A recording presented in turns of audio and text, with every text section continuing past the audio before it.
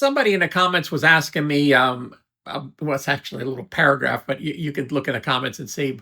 But basically, it says, how did audio equipment sales change through the decades? What brands gained a lot of market? How was the reception of DAWs through the years? What major lessons did you learn? And I hope you're having great. Okay. So when I started in 1987, there was really no DAWs back then. You bought a 2-inch 24 track or a 1-inch 16 track or a 1/2-inch 8 track or any of those multi-track tape machines. And then you bought some kind of a mixing board, whether it was a little Tascam or a little Fostex. And if you had more money, like with Tom Kiefer, I remember I sold him a 2-inch 24 track, which was the Otari MX80, and a AMEC, was it an AMEC Angela? I think I sold him, or one of those consoles. It was right around $25,000 for the console, but that's what you did. You sold tape machine, you sold a console, you sold some speakers, an amplifier. Didn't sell too much, external mic pre's. And then you sold. Remember, there was a U87 or a 414. So it was really kind of down that way. The MIDI stuff was starting to gain a lot of traction. So people were syncing to tape with their MIDI stuff, and the computers were still pretty primitive at that point. But that was like around 87 to, I would say about around 87 to about 90. Then Sound Tools came out, DigiDesign's 2-track editing system, and that was competition to the Studer Diaxis, and there was a couple other 2-track digital editing machines, but they were expensive.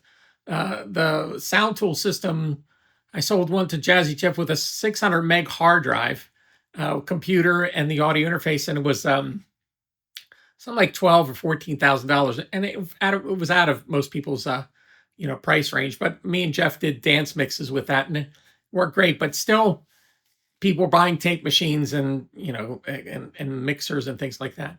The big breaking point was around, well, I wouldn't even say breaking point, but 92, when Pro Tools came out. I was on my own, and I took a Pro Tools system, and I was driving around in a van and doing demos for people from like 92 to 95.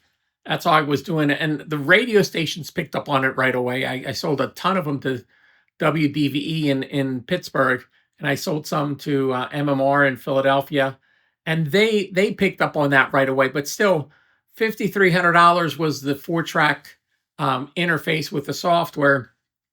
And then you had to buy a computer, so still a little pricey, and people were still not totally into it. I told a story about taking it over to Sigma, and Mike Tarsia saying it'll never catch on. Nobody's ever going to stop using tape. So I think at the point where it really took off, I was the DigiDesign rep from 95 to 97. And basically, when I said I was a rep, I went out to the stores and I sold most of the stuff for the stores, and then they can just start seeing, the money coming in. But I think at 97 was the point where it really selling the Pro Tools system made a big difference. Because before that, you had Roland had they had a hard disk recording system.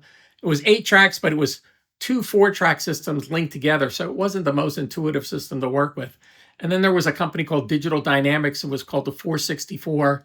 So 464 meant you could buy it as a 4-track and up to 64 tracks, but the 4-track system was like $28,000, and I think I sold one to MMR, the radio station in Philadelphia. But it was still pricey. The thing that got DigiDesign to be the accepted standard is it was cheap compared to everybody else. At $5,300 for a 4-track system, and then you can add 4-track increments up to 16 channels, that appealed to people. And I think the breaking point was when they came out with their 16-channel card, and one card has 16 voices on it, and then that's when it start happening around think it was like 97 to around 2000. Because I remember I had them from 97 to 2000. I was working at Planet Medley, and we had them stacked up. I mean, I had tons and tons of them being sold. And part of the deal of me selling them is I would configure them, make sure they worked, and deliver them, or have the people come in. I show them how it worked. But that's when everything start changing in the industry. And when Pro Tools start doing very well, then you start having, Digital Performer and all these other companies starting to make their software to work with the DigiDesign hardware. But DigiDesign wasn't playing nice with these people, so it was a little friction going on until that all settled down. And things that people take for granted today, that everything works smoothly, that wasn't going on back then. But that's when, if you just sold DigiDesign and didn't sell anything else, you could make a really good living selling Pro Tools, because they also, DigiDesign had this DigiDollar thing, where the more DigiDesign product you sold, the more money the salesperson would make for themselves. And there were sales guys that their mortgage was paid by the sales from the Pro Tools system. So none of the other systems that were out there just had that traction. And once DigiDesign got that traction and they started getting in all these doors, and Avid was their biggest client, and Avid, grew to the point where they bought DigiDesign, and Avid was in the film industry, so it exploded from then on. So you really didn't have to sell anything else but DigiDesign, and if you were really good at it, that's all you had to concentrate on.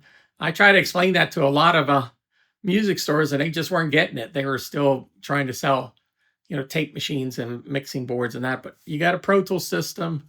And so from 97 to 2000, it was just going like crazy. And I think around 2011, 2010, I think that Pro Tools 10 kind of was the pinnacle of everything working perfectly.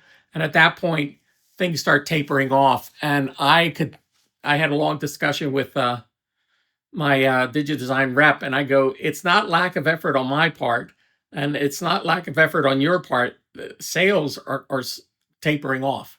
They're stopping. And when I got an honest answer out of him, he told me that, yeah, you're right. It is slowing down.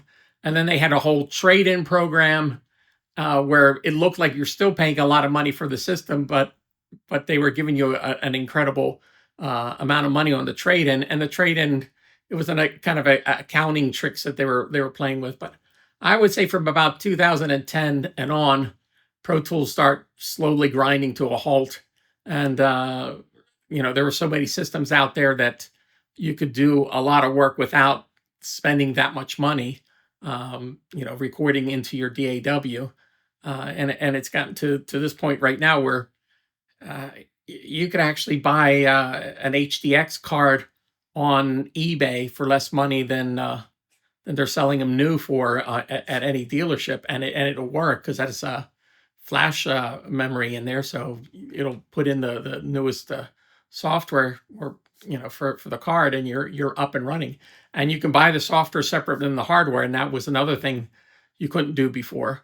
So I hope that answers. I don't want to ramble on too long, but there's kind of the timeline of things. I mean, it was before Pro Tools, tape machines and consoles. After Pro Tools, there were not too many people were looking back. And as the audio interfaces got better and better, when that Apogee 88,000 came out, I sold so many of that, because you could put it right next to an 888 interface, and it was day and night, the difference.